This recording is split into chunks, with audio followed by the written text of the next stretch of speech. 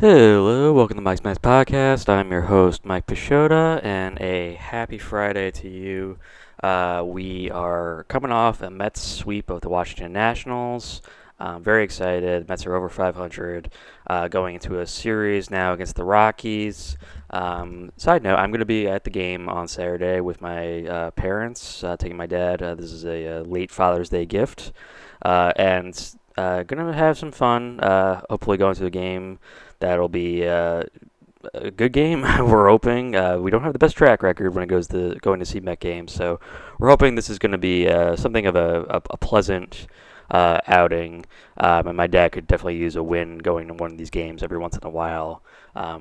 Pretty rare, so we're hoping for good things. And the Mets are in a good place right now, facing a last place team. The Mets are streaking. The Mets are relatively hot, not as hot as they were at the end of June, but they're doing pretty well. And again, the Rockies are a pretty bad team, so we're excited about that. But the topic of this episode for the podcast is going to be going over the impending contract expirations of a number of Mets, in particular 8 Mets. These are the guys who are going to be leaving the team or in the process of possibly leaving the team, and are either going to need to sign extensions with the Mets or are going to hit free agency. Some of the names we know, some of the names we may not be quite as familiar with, because we didn't know until, or may not be very aware that these players were going to be hitting free agency soon. So going over some of them, just to make it clear in terms of the contract status thing. So these are people who do not have any extensions or options available for them. So players like Sean Manaea, who has a player option after the season that he can enact or not enact according to free agency, he's not going to be in this list. Same for club options for players like Jake Diekman and the recently acquired Phil Matone. Those guys are not going to be on this list either. So they have options. They are not really in danger of being released, and most likely I would say they're probably going to be brought back, very likely. Diekman's option is a vesting option also, so it's dependent on him getting a guaranteed contract for next year. If he has enough appearances, which it seems like he is, so I didn't want to include him on this list. So these are just people who are they either need to be re-signed by the Mets or they find somewhere else to play, and that is all going to be coming up very soon. So just keep that in mind for my list. So again, 8 players. I'm going to put these players in depending order, and I'm going to go in sort of my list of least to most needed to be re-signed back, and I'm going to put this at a scale of 1 to 10 in terms of how much I want them to come back and how likely it is that they'll come back. So if it is 5, then I'm pretty neutral. 10, obviously I'm very high on it. 0, I'm saying keep that person away from here, and same for the likelihood of a deal getting done. So just keep that in mind as well. So we're going to start it off with Drew Smith. And I don't want to kick a player when he's down. Smith currently dealing with a major injury. There's questions as to whether or not he will be able to return by the end of the year. It seems more likely that he's going to hit from free agency without a contract and coming off a major arm injury. It's not really what you want to see. I definitely didn't want to see that happen to Drew Smith, but let's face facts. Drew Smith has not been good for the Mets. There's been periodic bursts where he'll look fairly solid for them, and then and even this season, he in 19 games he has a 3.06 ERA. He's looked good. This is about the time, actually, I think when he got hurt, I was like, this is about the time where things start to go sideways for Drew Smith, where all of a sudden you're like, why can't this guy get people out? And for his career, good strikeout to walk ratio, 2.62 strikeout to walk ratio. I mean, that's good numbers, and his walk rate has gotten progressively worse as the longer he's been in the league. This year, 4.6, but his strikeout rate commensurately had raised, had risen actually. So he was at a career best 11.7. 23 strikeouts in 17 2/3 innings pitched. So these are not bad numbers. But he has not been the most reliable option, and like I said, things tend to go pear-shaped for him as the season progresses. Like he'll start off strong, and then just things go badly for him. It's just been the way he is. It's just teams and scouting reports and video footage. They all kind of figure him out after a certain period of time. So, in terms of a scale of 1 to 10, the likelihood of Drew Smith coming back, I'll put it at a 6. I think the Mets have seen a lot of what he's capable of, and this is a team that very frequently the problem with the Mets and all of Major League Baseball is that there aren't really enough like solid relievers, guys who you can like comfortably put into like middle relief with minimal issues, let's say. And Smith is, I guess, decent in that regard. He's just not a particularly good reliever, not someone I have a lot of faith in. In the situations that he's come through, it's been great. In the situations he hasn't come through, it's been terrible. That's just the way he is. Should the Mets actually bring him back on a scale of 1 to 10, what I would prefer, I'm also going to give it a 6. I like Drew Smith fine. I don't really feel any like major way about him. He's just kind of there. I don't really have anything to really say about him other than that. So 6 and 6 for him. Next up, we have Adrian Houser. Adrian Houser acquired for spurious reasons. I don't really know why they decided to bring him over, except for pitching depth, that he could potentially enhance the back end of the starting rotation and maybe do a little bit of relief work on the side. His starting pitching efforts in the beginning of the year were so effing terrible that I really thought that he was just going to get cut. Because he had been that bad. It was actually pretty shocking how bad Adrian Houser was, because he wasn't that bad really for his entire career. He's been fairly solid, and I think even when the Mets acquired him, he was on my list of like, oh, that guy's a pretty good guy. Like I like him. I think he can do not bad. 2.82 strikeout to walk ratio last year with the Brewers, and was not bad. The trade was not something that I would have necessarily gone with. They traded a minor leaguer. It's just one minor leaguer for a veteran starting pitcher who had a fairly decent track record, but wasn't anything particularly special. Really sucked as a starting pitcher this season. His walk rate rose to one of the worst of his career. Strikeout rate decreased, and his FIP is in the toilet. He has not been good this year. That being said, since they converted him over to the bullpen full time, actually significantly better. I think a 2.4 ERA since putting him in the bullpen.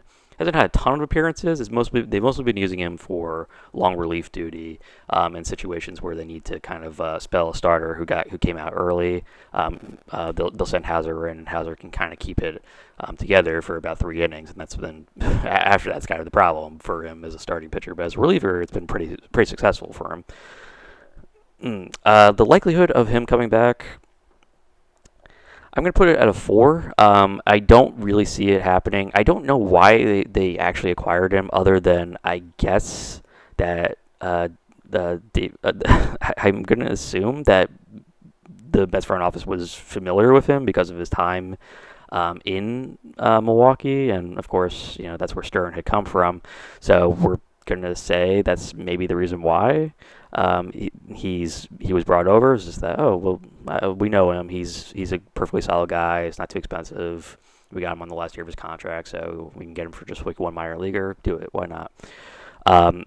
I don't really see them bringing Houser back unless things, they have really no other options, really. Because I feel like you could find other people who can do what Houser can do and do it for a lot less money, which is just, come in and just pitch long relief. It's not easy, but there are definitely people who can do it. I would say probably even like Tyler McGill, like he has a future in the bullpen. Me and my brother have discussed that for years.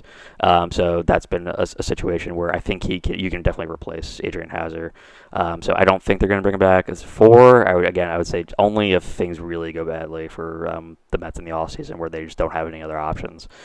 Then let's say my opinion of him, I would say a 1. I really don't want Adrian Hauser to come back, even with his success coming in the bullpen. He's not really a reliever. I mean, they've kind of converted him over that. He had done some spot relief in the past, and it was just basically bringing him in for some long relief episodes. But that was it. Like he is not somebody I would consistently pen in there in that bullpen, and generally long relief options. Like I said, you can find other options for him, and people who are probably better than Adrian Hauser. Hauser's stuff isn't really that spectacular, and I would say I would much prefer Tyler McGill in that role than Hauser. So I would say a 1 for that. So Adrian Hauser, I would not want to see come back, but that's just me. Coming up next, Adam Ottavino. I really like Ottavino. He has been really terrible this year, though, and like I'll say that with like.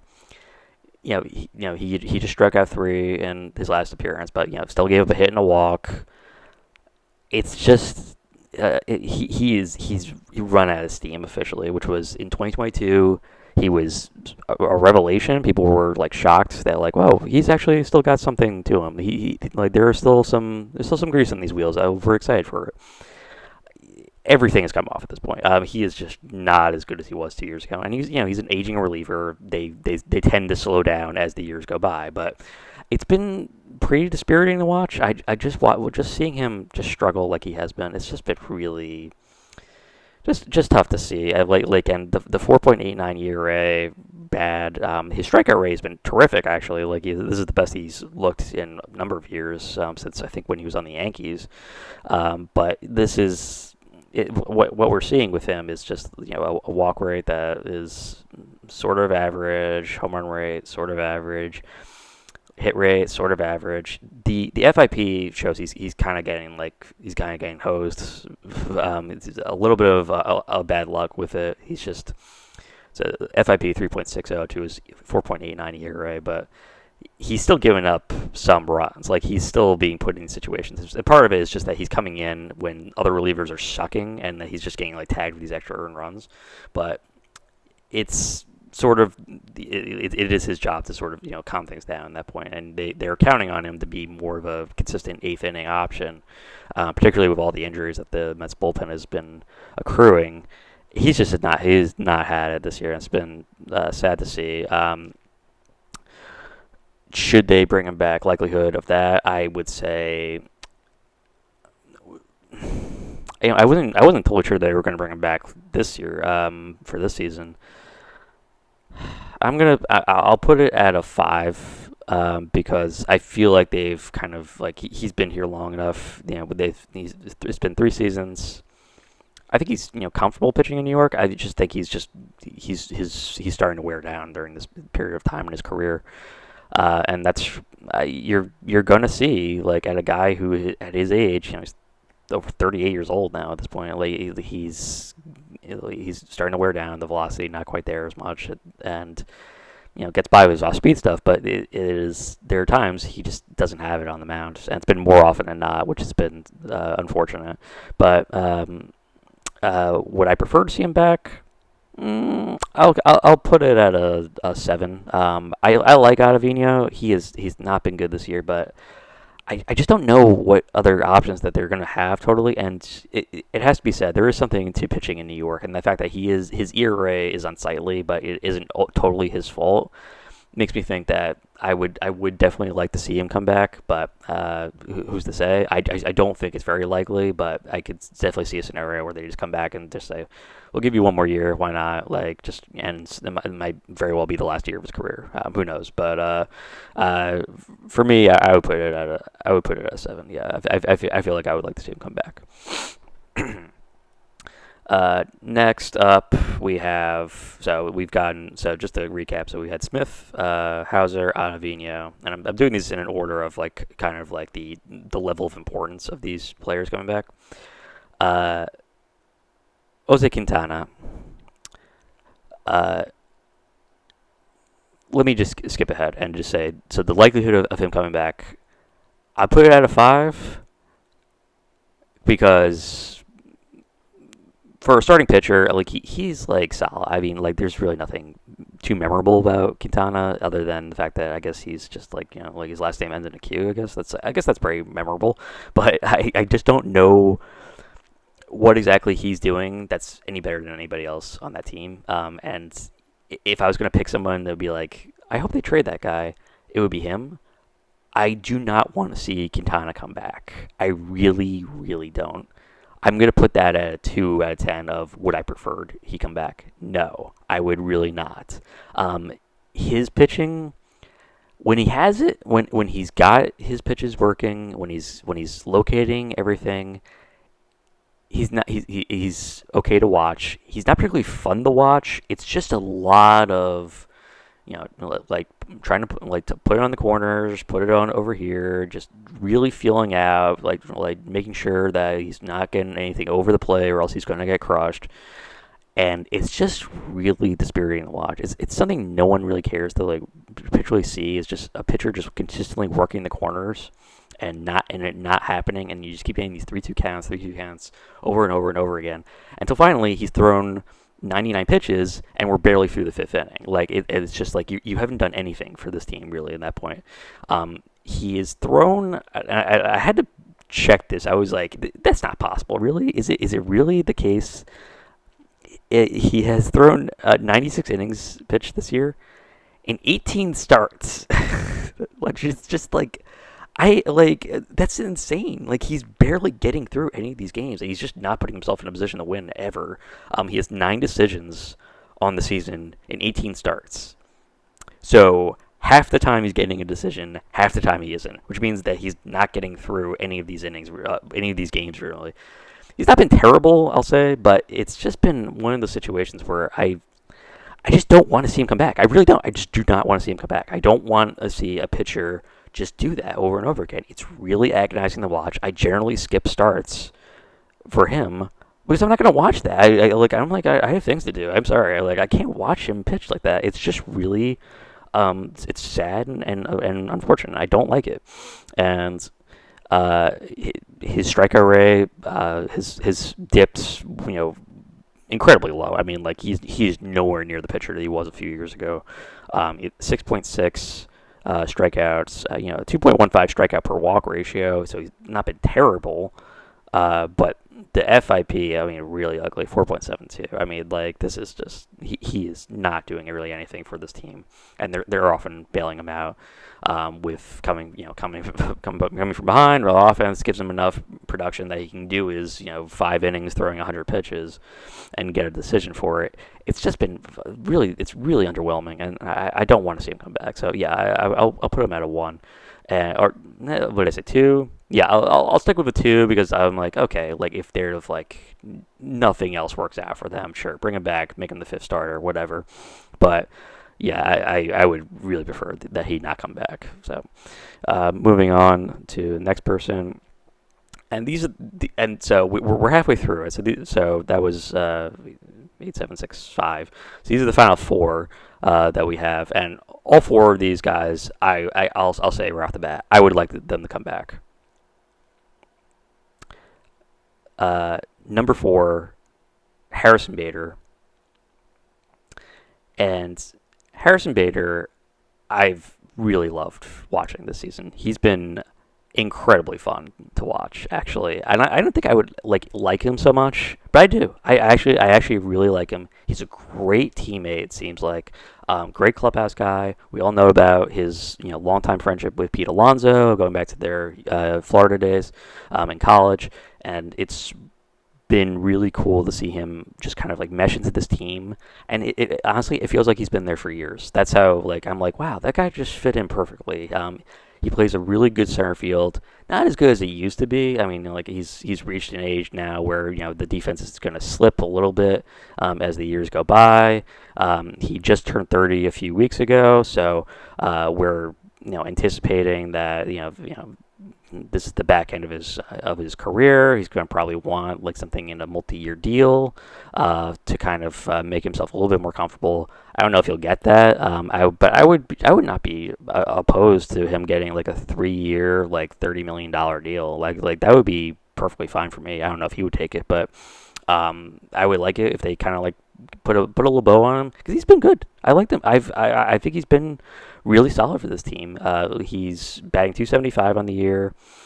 His power is never going to be like incredible, but he's coming through with some like big home runs, and he knows to kind of like when to kind of turn it on. The on base percentage, obviously, like we knew going into him coming over here, it wasn't going to be like anything pretty. He just doesn't walk. But as a gritty kind of slap hitter who he can comfortably put in as like the eighth or ninth hitter in the lineup, it works. It works, and he's speedy. He does a lot of good things for this team. 13 stolen bases, with 33 RBIs this season. That puts him on pace, possibly to reach a career best in RBIs. I'm really looking forward to it. He's been good for this team. I would really like for him to come back. So the likelihood of him coming back, I'm gonna put it at a. I'll put it at a 6, just because he's on the backside of his career. I just said he just turned 30. After you turn 30, generally teams don't like to give out like kind of like multi-year contracts to a guy who's really just kind of like who's really just a role player starter. But he does his role and he does it well, and I like him a lot. So for likelihood, I'm gonna put it at a 6. Preference, I'm gonna say a 9. I really would love him to come back because I've really liked him. I've really liked watching him. It's been fun to see. I've really enjoyed it. I don't please keep Harrison Bader if possible. And I didn't think I would like it so much with them moving Nimmo over to left field, but it just works. It actually works really well with Bader and Nimmo in the outfield together. It's been fun to watch. I've enjoyed it. It's been one of the more enjoyable things to see. Number 3, JD Martinez. The numbers have slipped slightly from the absolute spark plug to the Mets offense that he was when he came off the IL at the beginning of the year. He's come in and he's done his job, which was just be there in the middle of the lineup to kind of scare people and be like, okay, we got to pitch a little bit more carefully to this guy because we don't want so and so behind him. Sometimes Francisco Alvarez, sometimes Mark Vientos, to kill us here. So we gotta make sure we get this guy out. And like he has fit that bill perfectly, I think, for this team. The likelihood of him coming back for a player like Martinez in Martinez's position, which is he's definitely older. The slumping is concerning just because. It kind of like begs the question, how much longer does he have? He only played 113 games last season with the Dodgers, 113 good games, and this season he's doing kind of the same thing. I think he's on pace probably to play the same amount of games this season as he was last year, but he just kind of does it. I do not know what exactly their plans are because he was kind of like an emergency signing late in the offseason, where Cohen was just basically empowered the front office to go out and find him, and said to Stern, just go out and sign this guy. He's still available. Sign him. We can use the help here. He's not going to be too expensive. And honestly, for what they've got, what they're paying him, $12 million, they've gotten their money's worth. He's been everything that they've asked for, which is just be a DH, just be a hitter. Stay healthy enough that you can be in this lineup on a full-time basis. He's done it. He's done all that for this team, and it's been really a revelation, sort of the 180 that the Mets lineup has taken on since he came in, because he's kind of reinvigorated them to the extent that you can give it the credit where credit's due to Vientos and to Alvarez. And to Lindor for their part in it, and of course Brandon Nimmo, but he has been a huge part of it as well. The likelihood of him coming back, I'm just going to put it at a 4 probably, because I just don't think there was really any interest in the first place, and a guy like Martinez at this stage in his career is just kind of like a mercenary. Like, you're just going to sign him to kind of bolster a team that is looking for extra power for a playoff push. This is a guy who has World Series rings. He certainly could land a contract, I think, in the offseason for another contender, a team that's looking to add a power bat, a guy who can be a full-time DH, and can deliver home runs and RBIs for your team when he's healthy. It's just I don't think it's going to happen with the Mets. In terms of my preference, I would put it at an 8. It wouldn't like break my heart if he left, but it would definitely be a blow because I think he deserves to be on this team because I do like him a lot. Like he's been good. I do think you could have other people like maybe Vientos just slide in and just be the full-time DH instead.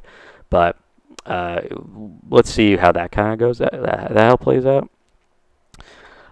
Number 2, Luis Severino. And I didn't think I would like Severino as much. This is kind of like a Bader thing, where I guess probably because of the Yankees connections, I was just like, when they signed him, I was like, all right. Like I kind of shrugged my shoulders and I said, sure, why not? Bring him over. What's the harm? What's the worst that could happen? He has another arm injury, and things go pear shaped from there. But maybe he's solid. I didn't think he would be this good. Actually, I'm actually pretty shocked. Obviously, his ERA spiked after that last start in Pittsburgh, but he really has been very, very strong for this team. And I think a big part of it was him kind of changing up his approach and saying, I'm not going to be the guy who's going to strike out everybody on this team. Like, I'm just going to be pitching more to contact, using my sinker more, making sure to kind of focus on getting grounders, and that'll be that. And it's worked for him. He's not an ace in any kind of imaginable way because his stuff doesn't really inspire that kind of like real, thoughts of him being like, okay, yeah, I can count on this guy in a big stop or a big start, but he has come through in ways I didn't really expect, and in some cases he's looked excellent. I mean, like there's been starts where maybe I think that start against the Chicago Cubs last month, where I was just kind of like blown away. I was like, whoa, I didn't know he still had that kind of juice to him. Like, and he can still crank it up in the high 90s when he wants to. He can still do these things. He can do a lot for this team.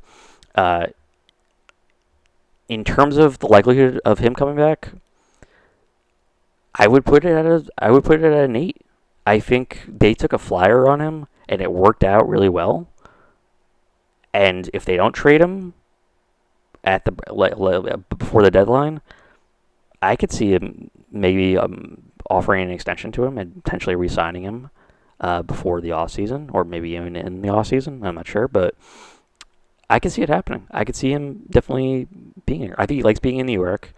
I think the Yankees abandoned him. I think he felt a little abandoned, and because of that, when the Mets offered him that contract, I think he felt a sense of gratitude, and I think he would be interested in reuniting with the team again and staying with this group. And I think because the clubhouse culture has improved, I think dramatically over the last month, there's definitely some thoughts of him wanting to come back. It's been surprising that he's been so good for this team and hasn't been amazing. I think the 4.35 FIP doesn't doesn't stand out, but that's because his approach has changed. He's just been focusing more on getting guys out, and you got to look at it from last season, which was obviously aborted, but he is now thrown the same amount of starts as he had this season as he did last season. And the results are night and day. So last season with the Yankees, 4-8, 6.65 ERA, 6.14 FIP. So he was getting killed, and he deserved to get killed because he had nothing for that last season. The strikeout rate was 8.0, walk rate 3.4. Where he was getting killed was his home run rate, and that is what he is definitely changed up a lot. So he was 2.3 home runs per 9 innings last season. He allowed 23 home runs in 89 in a third innings pitched. He could not keep the ball in the ballpark. Complete 180 this season. He's got a very nice 1.0 home runs per 9 innings. Again, same amount of starts as last season, Only 12 home runs allowed to his 23 last season. Not amazing, but definitely a major improvement. And it's because his approach has changed so much that he is not trying to overwhelm with velocity. He's not trying to get the strikeout. He's not seeking that way. He's just, okay, I'm going to throw it. I'm going to aim to keep it in the ballpark, and I'm going to aim to keep it on the ground where my defense can help me out here. And it's that kind of approach that's been very it's the approach that you just don't see work like that often for a guy who is 30 years old. He's going to turn 31 next season. I would be very interested in him coming back because I haven't even given my likelihood yet. I would say I give my likelihood. I haven't given my preference yet. My preference 9 out of 10. Actually, I'm going to bump that up 10 out of 10. I want him back here. He's nothing majorly spectacular, but I count on him. I feel comfortable with him. I like him. And for a starting pitcher to come to kind of plop in the Mets lap, it doesn't happen that often. Where you get a guy who just kind of does his job and does it well. I would be really interested in them coming back with him. What he ends up costing, I don't know exactly. He signed for a 1-year, $13 million deal. He's 30 years old. He would want a multi-year extension, and it would be somewhere probably like he would want like a 4-year maybe extension. Maybe you throw incentives in there, like you have to reach a certain amount of innings pitched, like just because he is kind of an injury risk. But I could see them like signing a 4-year like $60 million deal, maybe a little bit more, maybe like 3 years, like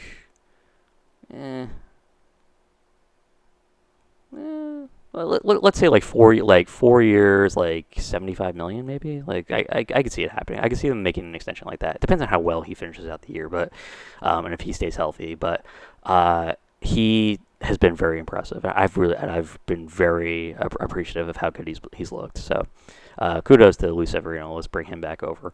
And then number one, obviously, it was going to be Pete Alonso. This has been the source of much conjecture for the entire season and last offseason, and for a while now we've been speculating on what Alonso's contract was going to look like and what he was going to do and if he was going to re-sign. Again, all signs are pointed towards he is going to hit free agency and he's going to take a look around and see what exactly is out there that might be better than what the Mets have been offering. And the Mets offered a pretty nice deal, which was, as I recall, enough that would make him one of the higher paid first basemen in the league, but not enough, basically, from his camp's point of view, that he deserved to be paid more because he is, and I've often quoted him, the best power hitter in baseball. I don't think it's really the case anymore. His home runs are down. Like, he has 18 home runs now, and he is in a home run slump. He's about to go to the Derby, and I think he's the prohibitive favorite, and yet I don't know if he's actually the best power hitter in that field. And his numbers are not like what you want going into free agency. This is not like the season that's going to embolden teams to be like, yeah, let's give that guy more money than what the Mets just offered him. And potentially, I think the Mets might even decrease their offer just because he hasn't been spectacular this season. A 776 OPS, 36 walks against 80 strikeouts. His 49 RBIs feels a little low. I think he'll still probably get to 100 this season, but he's not coming through in the situations that you would necessarily like him to come through. And part of that is that he's in a slump right now. Like JD Martinez, like both those guys' bats have gone kind of cold. And what you're seeing more often than not is just him coming through with like an RBI single or that was a nice base hit to get him on base for someone else to drive him in. And it's not really what you're kind of anticipating here. I'm not saying that he's not going to hit like 35 home runs this season, but if you're going to hit free agency, you want to be doing more than like 35 home runs and like maybe 99 RBIs and batting once again low. I mean, he's batting 243 this season. Unless he completely goes crazy in the second half of the season, he's going to hit with like average stats. And a lot of teams are going to be like, no, I'm okay. Like you're a good power hitter, but I don't know if necessarily like we're going to offer you $25 million a year when really the Mets were just offering like 23 million a year. Like that was just like the for an AAV. I just don't really see it happening that another team's going to like swoop in with a much bigger offer. And the teams that have been offering like trade packages, like we've heard the rumors like Milwaukee and Chicago and now Houston, I just don't really see those teams offering him that major money that's more than what the Mets offer was.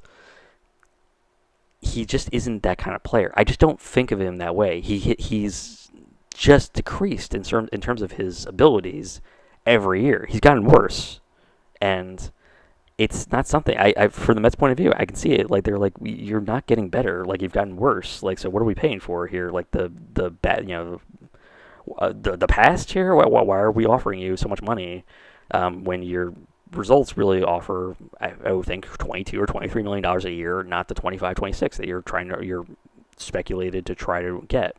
His WAR is down. Like there's a good chance he doesn't get to like 3 WAR this year.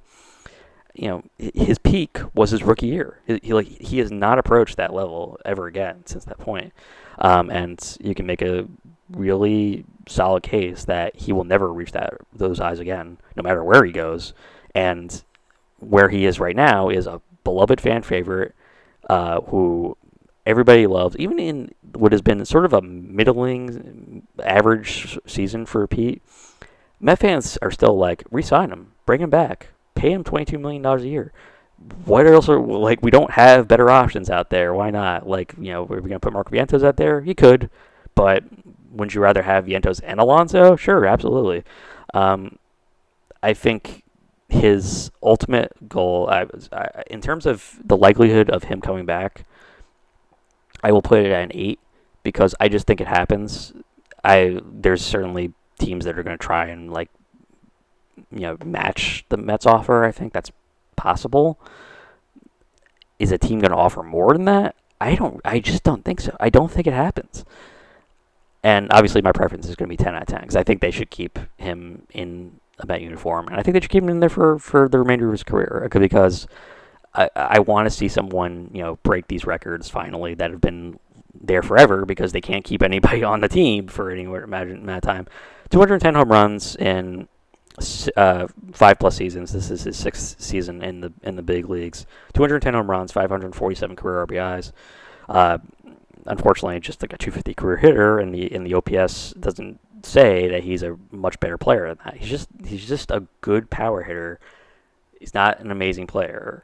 He's a good power hitter. What he does is certainly something that they should pay for. They shouldn't break the bank. His contract demands are ridiculous. Scott Boras is a terrible agent because him committing Alonso to this decision to commit to go to free agency when he's in the season which is just not really particularly overwhelming is so stupid and is going to screw Alonso, I think, out of a lot of money because I feel like the contract is not going to go up.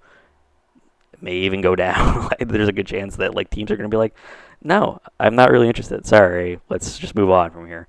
And I don't feel any kind of like real way of that. Like he's just going to come back. I feel very strongly that it will happen, and it should happen because he's a great player still for this team. Not a great player in general, but a great player for this team. He helps the clubhouse. I think he is a good veteran, a guy that just kind of like likes to win, loves to play, and does his job and does it well enough that they deserve to come back and he deserves to come back and they deserve to pay him. And again, don't break the bank, but make sure a deal gets done, just in my regard. So do that. But we're looking forward to going to the All-Star break. The Mets have ridden it pretty high. I'd like them to finish out this homestand going into the break with a few more wins, particularly on Saturday, and seeing where we go and seeing if they are going to indeed be buyers at the trade deadline.